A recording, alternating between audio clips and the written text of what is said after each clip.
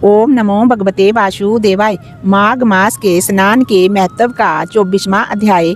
लोमस ऋषि बोले, हे द्विज, अब यमलोक में उस राजा की दुख देने वाली गति को सुनो।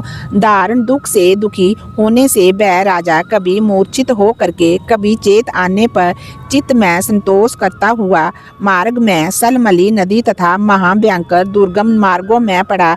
विष्णु भगवान से द्वेष मात्र करने से वह 21 युग तक भयंकर और दारुण दुख भोगता रहा। यमराज की यातना भोग कर वह राजा नरक से निकला और हिमाचल पर्वत पर बहुत बड़ा पिचास हुआ। उस जंगल में जहाँ भोजन और जल का अभाव था, वह भूखा प्यासा इधर उधर फिरता रहा। फिर सब दिशाओं में घूमता हुआ वह भावी सत्य फल देने वाले पलग प्रशनवन नामक जंगल में घुसा। बहेड़े के पेड़ की छाया का आश्रय लेकर के वह अति दुखी हो करके बारंबार जोर जोर से चिल्लाता, मैं मरा कह करके चिल्लाता हुआ कहने लगा कि भूख प्यास से व्याकुल इन दुखों से मेरा उद्धार कौन करेगा।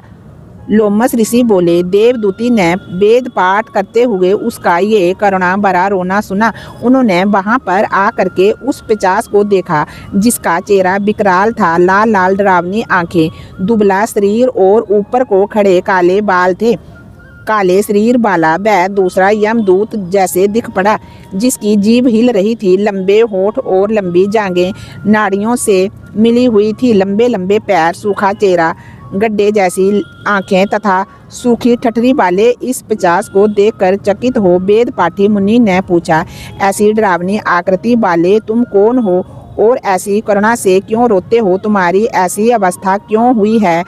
मैं तुम्हारा क्या उपकार करूं? मेरे आश्रम में आ जाने पर प्राणी दुखी नहीं रहते, सिर्फ आनंद ही पाते हैं। हे बद्र, तुम शीघ्र बताओ कि तुम्हारे इस दुख का क्या कारण है। इन प्रीति युक्त वाक्यों को सुन करके पिशाच ने रोना बंद कर दीनता से कहा, हे द्विज, मुझे किसी बड़े पुण्य से आपके दर्शन हुए हैं। वह अपने पहले वृतांत को कहने लगा। प्रेत बोला, विष्णु भगवान से द्वेष करने के कारण मेरी ऐसी दशा हुई है। हे ब्राह्मण, जिस हरि का नाम प्राण निकलते समय लेने से मनुष्य विष्णु पद को पाता है, उस भगवान से जो प्राणियों का अंतर आत्मा तथा उसका पालन करने वाला है, तीनों लोकों के धर्म को देने वाला, तप करते समय ब्राह्मण जिसकी प्रार्थना करते हैं, ब्रह्मा आदि सब देवता, सनकादिक सब योगी जिसको मुक्ति के लिए पूजते हैं, जो आदि मध्यम और अंत में विश्व का विधाता है, सनातन है, अनादि है, उसी से मैंने द्वेष किया। मेरे पहले जन्म के किए हुए सभी पुण्य विष्णु द्वेष रूपी अग्नि में भस्म हो गए।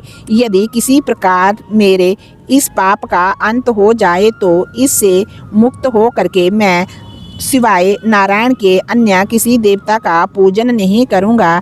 भगवान विष्णु का द्वेष करके मैंने नरक के दारुण दुख को बहुत समय तक भोगा है और नरक से निकलकर मैं पिशाच योनि में आया हूँ। इस समय ना जाने किस फल से मैं आपके निवास में आ पहुँचा हूँ, जहाँ आपके दर्शन पाने से मेरे दुख का अंधकार के समान नाश हो गया।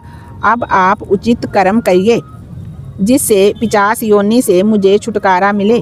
देवदूती बोले, अरे ये माया देवता, असुर तथा मनुष्य सबकी स्मृति को मोहित करती है, जिससे देवताओं में भी धर्म का नाश करने वाला द्वेष पैदा हो जाता है। चारों वर्ण वालों को श्रुति स्मृति तथा सदाचार से हितकारी कर्म ही करना चाहिए और हमेशा भक्ति पूर्वक नारायण का भजन करना चाहिए। वेद विरुद्ध शास्त्रों में कहे हुए कर्मों को छोड़ देना चाहिए। अपनी बुद्धि से रचे हुए शास्त्रों से ठग लोग मूढ़ों को ठगते हैं, कल्याण के पथ को नष्ट कर परलोक के पथ का भी नाश करते हैं। जैसे द्राविड़ का राजा नारायण से विमुख होने पर नरक में गया था। लोमस ऋषि बोले, ऐसा कहने पर मुनि ने पिशाच को सुमार्ग के वचन कहे। हे बद्र, माघ मास का विचार करके तुम प्रयाग में जा करके स्नान करो। इससे पूर्व जन्म के पापों से छुटकारा पा करके तुम पिशाच योनि से मुक्त हो जाओगे। वहाँ पर स्नान तप दान करने से स्वर्ग मिलता है। ये सनातनी श्रुति है। इससे बढ़कर के दूसरा कोई प्रायश्चित नहीं है। संसार में ये स्वर्ग तथा मोक्ष का खुला हुआ द्वार है। जिस प्रकार सर्द का चंद्रमा चमकता है, उसी प्रकार प्रयागराज के संगम गंगा यमुना का मिश्रित जल में स्नान करने से मनुष्य पवित्र हो जाता है। इसके जल की एक बूंद का स्पर्श करने से केरल देश का ब्राह्मण भी मुक्त हो गया था। ऋषि के ऐसे वचन सुन करके पिशाच के मन में अत्यंत शांति हुई। उसके बाद उसने दुख से छूटकर बड़ी प्रसन्नता एवं विनय पूर्वक मुनि से पूछा, ओम नमो भगवते वासुदेवाय।